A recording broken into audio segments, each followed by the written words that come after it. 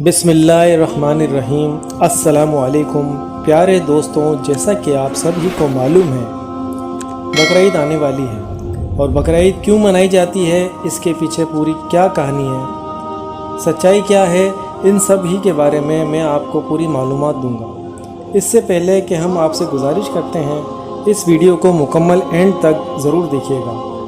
Video को skip नहीं कीजिएगा वरना आपको पूरी बात समझ नहीं आएगी। तो चलिए चलते हैं हम अपनी हिस्ट्री की जानिब। दोस्तों, आप जानते हैं कि अल्लाह अपने नबी और अपने बंदों से बहुत ज़्यादा प्यार करते हैं और उसका इम्तिहान ज़रूर लेते हैं। हज़ारों साल पहले हज़रत इब्राहीम अलैहिस्सलाम एक बार आराम फरमा रहे थे, तब ही आपको नींद आ गई। तो आप क्या देखते हैं कि अल्लाह ताला फरमाते हैं, हे इब्राहीम, अपने सबसे प्यारे और सबसे अजीज़ चीज़ को मेरी राह में कुर्बान करो। चुनाचे सुबह हुई तो आपने सोचा कि नबी का ख्वाब कभी झूठा नहीं होता और ना गलत होता है। तो आपके पास उस वक्त काफ़ी तादाद में ऊँट हुआ करते थे। आपने 100 ऊँटों की कुर्बानी दी। फिर अगली रात गैब से आवाज़ आई कि ए इब्राहीम, अपनी सबसे प्यारी चीज़ को कुर्बान करो। फिर दूसरे दिन आपने 200 ऊँट कुर्बान किए। फिर तीसरे दिन गैब से वही आवाज़ आई। तो आप सोचने लगे कि मेरी सबसे प्यारी चीज़ तो मेरा फर्जंद है, यानी मेरा बेटा इस्माइल है। फिर आप सोचने लगे कि अल्लाह कहीं ये देखना तो नहीं चाहता कि मैं सबसे ज़्यादा अपने बेटे से प्यार करता हूँ या फिर अपने खालिक हकीकी से। जब ये बात आपके जहन में आई तो आपने इरादा कर लिया कि अपने अजीज़ को राह खुदा में कुर्बान करूँगा। फिर आपने हज़रत बीबी हाजरा से कहा कि ए हाजरा, मेरे बेटे को गुस्ल कराओ, नए कपड़े पहनाओ और खुशबू लगाकर उसको तैयार कर दो। आज हम अपने दोस्त के यहाँ दावत में जा रहे हैं। बीबी हाजरा खुश होकर बेटे को तैयार करने लगी। फिर हज़रत इब्राहीम अलैहिस्सलाम अपने बेटे हज़रत इस्माइल अलैहिस्सलाम को लेकर फ़लस्तीन से मक्के की तरफ रवाना हुए।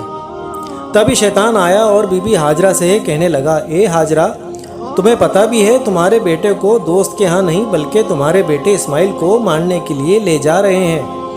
तभी हज़रत बीबी हाजरा ने कहा, मैं इब्राहीम को अच्छी तरह से जानती हूँ, भला एक बाप अपने बेटे को क्यों मारेगा।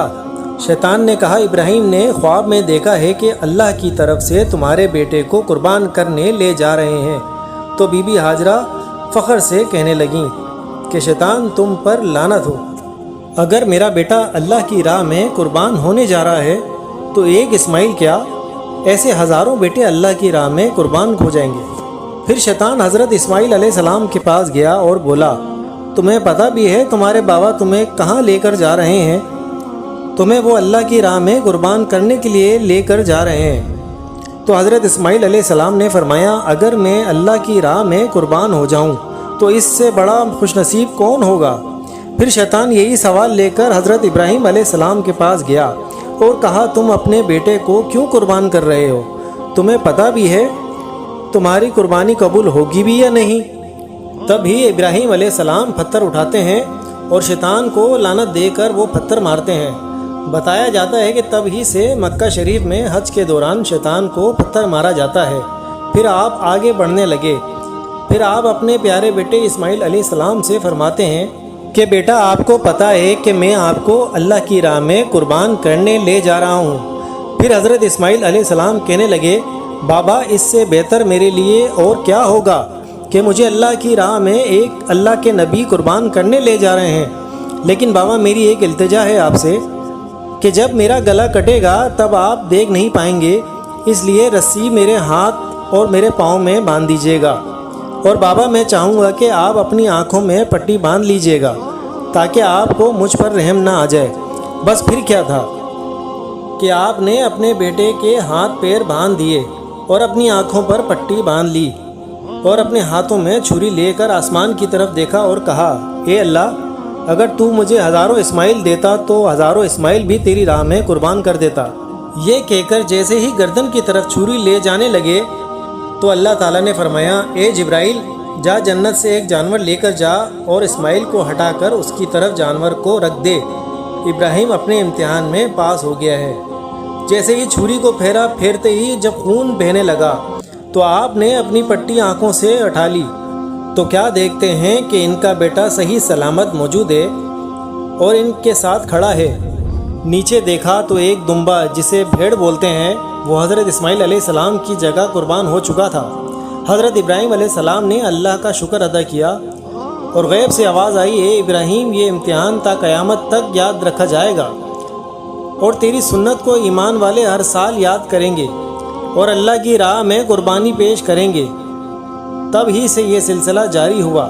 عید الفطر کے 70 دن بعد یعنی 2 مہینے 10 دن بعد بقرہ عید منایا جاتا ہے۔ تمام اسلامی ممالک میں اور جہاں مسلمان رہتے ہیں 3 دن تک یہ تہوار منایا جاتا ہے، جس میں گائے، اونٹ، بکرا، دمبا قربان کیا جاتا ہے۔ قربانی کے گوشت کے 3 حصے کیے جاتے ہیں۔ پہلا حصہ غریبوں مسکینوں کے لیے اور دوسرا حصہ رشتہ داروں کے لیے اور تیسرا حصہ اپنے گھر والوں کے لیے کیا جاتا ہے۔ دوستوں، امید کرتا ہوں یہ ویڈیو آپ کو پسند آئی ہوگی۔